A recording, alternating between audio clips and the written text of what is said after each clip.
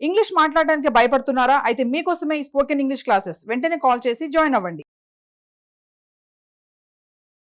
నమస్తే రమగారు. నమస్తే జయ. రమగారు, మనం తెనాలి రామకృష్ణుడు, తర్వాత అక్బర్ బీర్బల్ ఇలా స్టోరీస్ చెప్పుకుంటాం కదా. మర్యాద రామన్న స్టోరీస్ కూడా కొన్ని చెప్పుకున్నాం గతంలో. ఒక ట్రెండ్ చెప్పా.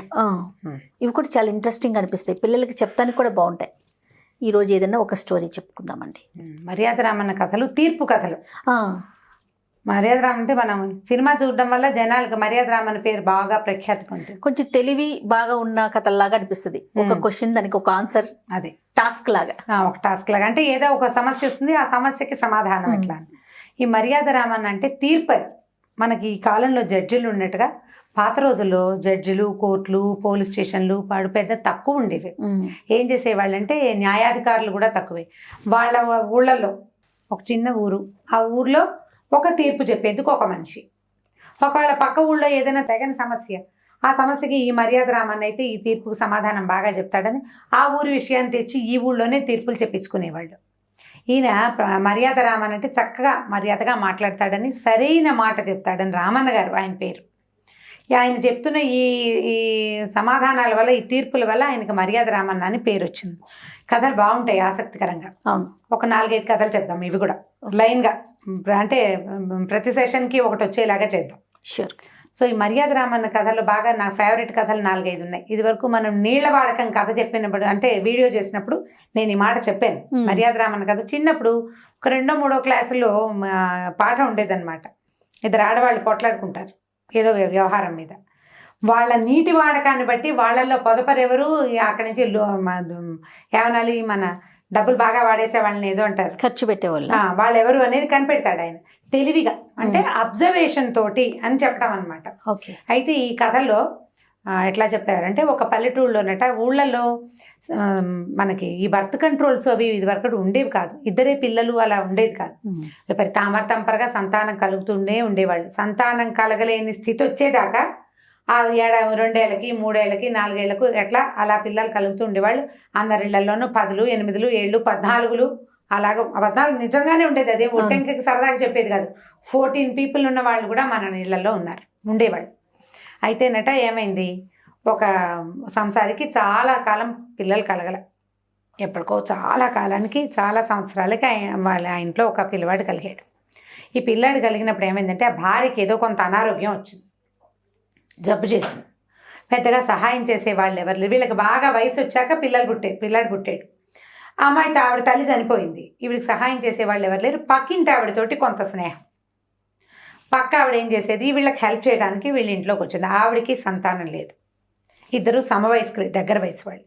ఈ కలిగిన పనసపండు లాంటి చంటిబిడ్డను చూసేసరికల్లా పక్క ఆవిడకి చాలా ఉత్సాహం వచ్చింది. ఈ కష్టపడి ఇంత కడుపుతో ఉండి ఈ కంఠం కష్టం కదా, ఈ పిల్లాడిని సొంతం చేసుకుంటే బాగుంటుంది. పిల్లాడు చక్కగా పండల్లే బాగున్నాడు.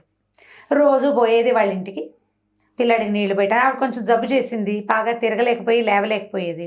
ఏదో ఒక దాసి పని చేసేందుకు మనిషి ఉండేది. కానీ ఈవిడ వెళ్ళి, నేను ఉండవే వదినా, నేను పోస్తాను నీళ్ళని, ఈవిడ నీళ్లు పోయటము, పిల్లాడిని ఎత్తుకోవటము చేసేది.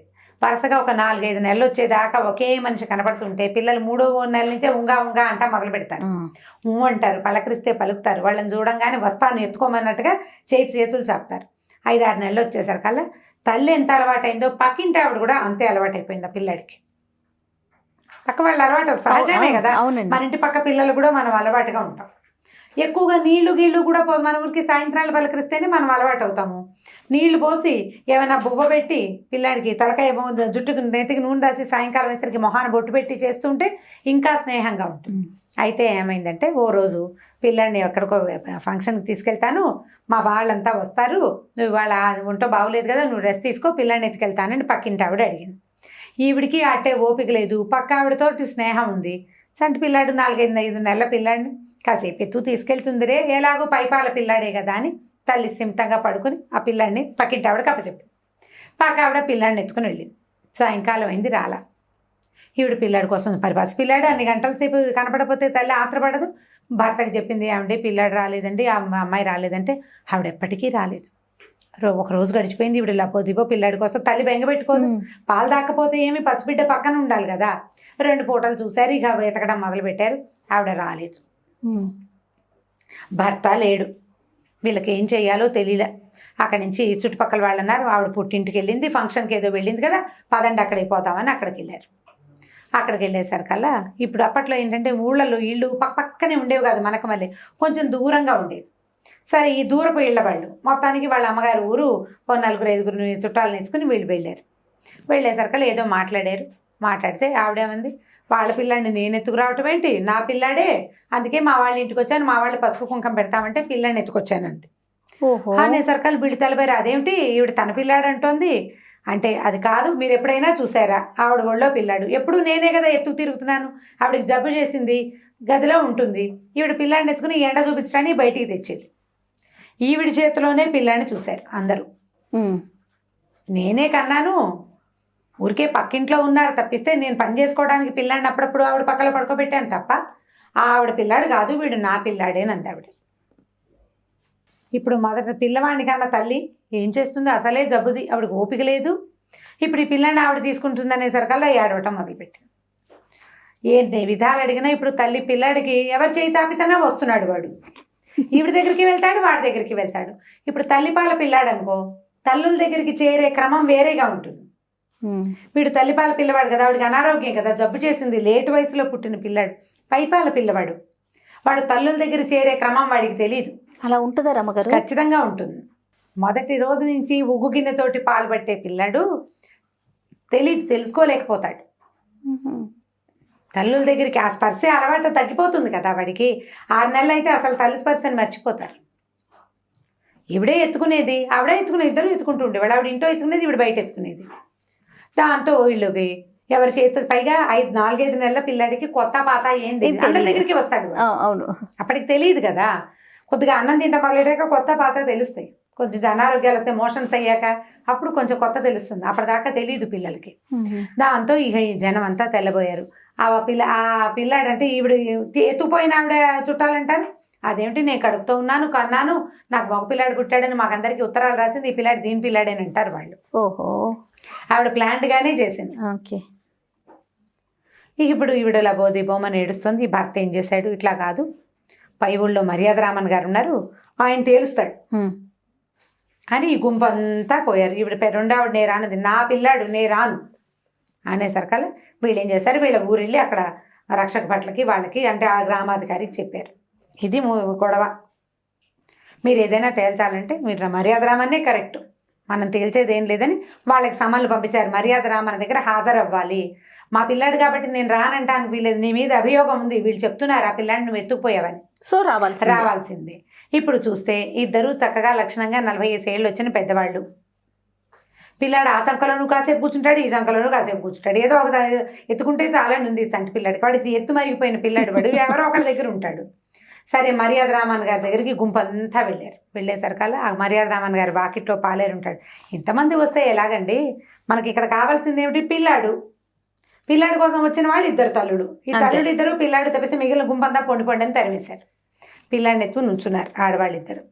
అప్పుడు నా పిల్లాడండి, కాదండి నేనే కడుపు 10 నెలలు మోసి కన్నానంటుంది ఆవిడ, నేనే కన్నానంటుంది రెండో ఆవిడ, నేను ఎన్ని నొప్పులు పడ్డానో అంటుంది ఆవిడ. ఇక ఈ కొట్లాట ఎప్పటికీ తేలలేదు. సరే ఈయన ఏం చేశారంటే, అలాగేనమ్మా కాసేపు చేరుకో ముద్ద అన్నం తినండి అంటే, పిల్లాడిని దాని దగ్గర ఉంటే నాకేం అన్నం సహిస్తుంది బాబు అంటుంది ఒక ఆవిడ.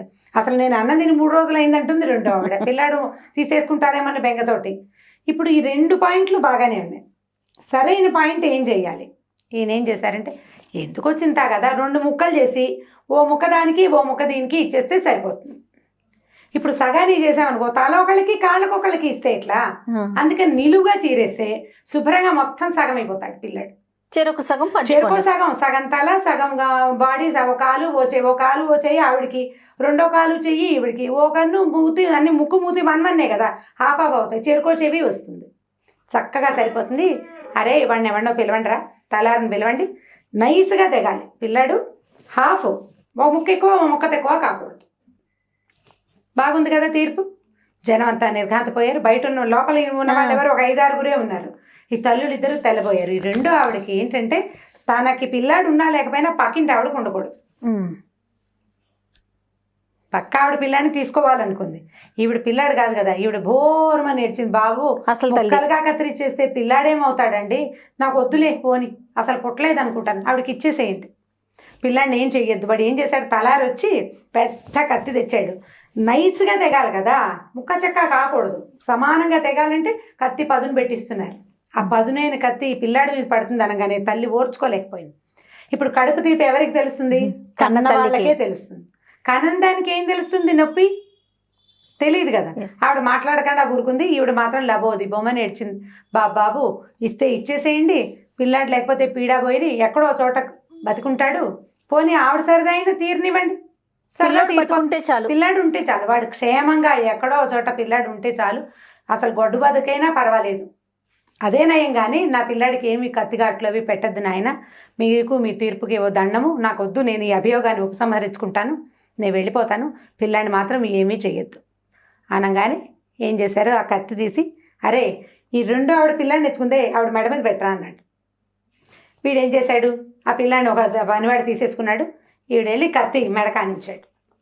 నిజం చెప్తావా మెడ ఉత్తరించేయమన్నావా అనగానే బాబు నిజమే చెప్తానండి, ఈ పిల్లాడు కమలమ్మకు పుట్టిన కొడుకేనండి, కాకపోతే నాకు ఆశ పుట్టింది, నాకు సంతానం లేదు, ఇంకా పిల్లలు పుట్టరు, ఎట్లాగూ కమలమ్మకి ఏదో లేక కలిగాడు, పిల్లాడిని తీసేసుకుంటే ఆమెకి ఇంకోటి కొడుకు పుడతాడులే అని అనుకున్నాను అని చెప్పింది. చెప్పంగానే జనాలు బయట నుంచి వచ్చిన వాళ్ళందరూ చప్పట్లు కొట్టి ఎంత బాగా చెప్పారండి, ఎంత సింపుల్గా, ఏమి ఇంకా గొడవ లేవు, దీని మీద ఏమి తగాదా లేవు, ఒకే ఒక వాక్యంతో ఆ తల్లి ఎవరు, తల్లి కాంది ఎవరు సులువుగా తెలిసేసుకున్నారు. కడుపు తీపి కన్న వాళ్ళకి తెలుస్తుంది, లేని వాళ్ళకి తెలియదు కదా. దాంతో ఈ రామన్న గారి ఖ్యాతి విపరీతమైన పేరు వచ్చిందట ఆయనకి ఈ తీర్పుతోటి. నిజమైన తల్లి ఎవరు, నిజమైన తల్లులు ఎవరు, తన పిల్లాడికి ఏదైనా చిన్న ఆపద వచ్చినా సహించలేరు. అది ఎదుటి పిల్లాడి మీద మనకేం ఉండదు, అయ్యో పాపం అనుకుంటాం, కానీ మన ప్రాణం పడిపోయినంత బాధ కలగదు మనకి. అయ్యో పాపం ఏమ కనబిడ్డో అలా జాలి పెడతాం. అంతేగాని మన పిల్లాడికి అయితే లబోదిబోమని పోము, మనం ప్రాణం పోతుంది. మన సొంత బిడ్డకి కలిగితే చిన్న గాయం కలిగినా తల్లులకి కలిగే నొప్పి ఏమిటి అనేది తెలిసిన రామన్న గారు ఇచ్చిన ఈ తీర్పు చాలా ప్రఖ్యాతమైన తీర్పు. తల్లి సహజ గుణం, తల్లి సహజ గుణం కదా. నీకు జంతువులు కూడా, అవును రమ్మగారు, మనుషులు కాదు జంతువులు కూడా తమ పిల్లల్ని కాపాడాలని భావిస్తాయి. సో ఈ కథని మర్యాద రామన్న గారి కథలో మొదటి ఒకటి చెప్పాం, కానీ ఇది స్టార్ట్అప్ అనుకోండి, ఇది మొదటిది. ఇక్కడ నుంచి ఇంకొక 4 కథలు చెప్తాం. ఓకే పోనీలేండి, ఫస్ట్ తీసేసారు. ఓకే రమ్మగారు, ఇంకొక స్టోరీతో మళ్ళీ కలుద్దాం. నమస్తే. నమస్తే.